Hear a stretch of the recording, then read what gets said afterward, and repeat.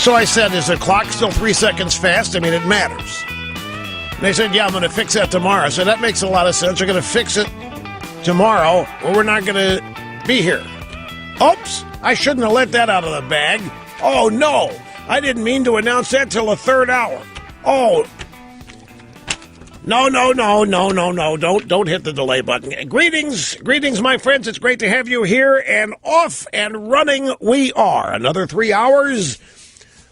Broadcast excellence, telephone number 800-282-2882. I have just been watching Trump do his speech at the Economic Club of New York, and there's a guy sitting to his left. He's at the podium, and there's obviously a dais behind him, and there's the two people that you can see. And it looks like Kudlow is to Trump's right. That would be screen left. And there's another guy, I don't know who it is, screen right on Trump's left. This guy would not stop chewing. It was driving me crazy. In fact, it was so distracting and so bad, I ordered Coco to run some videotape on it so that you can see what I'm talking about. Just a little, if we could make a GIF out of it, it'd be a great way to do it. The guy wouldn't stop chewing. And I never saw him put any food in his mouth. He just kept chomping. And I said, somebody's got to get hold of this because this guy is distracting everybody. Then it became funny.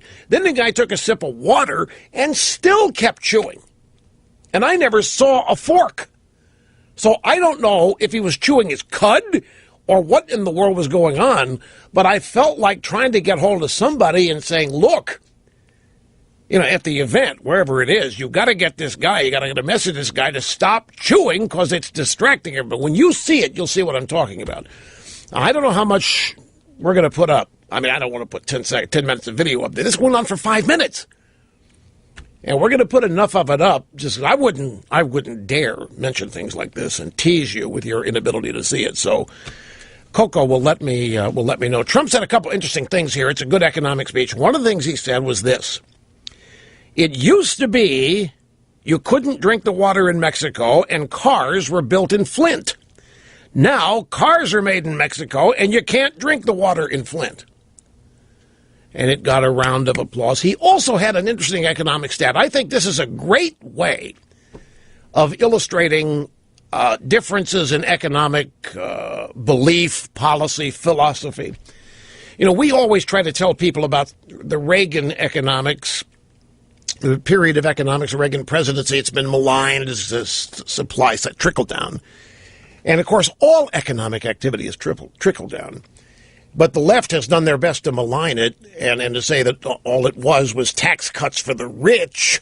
And since the rich didn't give their money away, and since the rich weren't sharing it, there wasn't any trickle down, and therefore trickle down doesn't work. It's one of the greatest distortions in the history of ideology, the history of the news, and the history of politics. So Trump said, our economic growth under Barack Obama has been pathetic. Had economic growth under Obama been as fast as it was under Reagan, we would have created 10 million jobs in the last 8 years. Now, that's the way to explain the difference. If we had economic growth like we can have and like we have had, and we had economic growth specifically due to specific policies, supply side, trickle down, whatever you want to call it, it was basically get the government out of everybody's life and get the government out of everybody's way or as much as you can. We had job growth creation out the wazoo. Interest rates were coming down. Inflation was coming down. A bunch of things economic gurus said were not possible. But I thought that was a great way of illustrating. Obama's quarterly growth rates, we haven't had anything over 1.5 points. We haven't had any more than 1.5%, 2% growth in any quarter for 8 years now, or 7.5. So it was a great way to put it. And I was unable to gauge the response that Trump was getting. Remember, it's the Economic Club of New York. But I wanted to mention those two things, plus the guy chewing there. It ended up being funny. But I'm not kidding. I was getting mad. It was distracting. You couldn't miss the guy. Plus, it didn't look like he was listening to anything. You ever known these people? Have you ever known people that when they're eating, they're out of it? They're not even connected. It's like they're totally so absorbed in it. You ask them something, yeah, of course. I mean, they're just not there. It's what this guy looked like. He wasn't even listening. He just kept chewing. I have warned everybody, when you're on television, there are two things you don't eat. You do not eat on TV, particularly if you are a candidate. The next thing you don't do, you do not smack your lips. They do this on purpose in television shows and movies because it does attract your attention. But you don't do it. Remember Caroline Kennedy? She was running for what, the Senate? She was going to be the senator before Hillary was, right? Or was she, maybe when Hillary was going to quit, she was going to become senator? Yeah, anyway, she's running around and meeting all the people you have to meet and then paying homage to all the people you have to pay homage to. When it came time for Caroline Kennedy to do a sit-down with Reverend Sharpton, they went to Sylvia's Soul Food in Harlem, and she actually ate. Sharpton knows enough not to.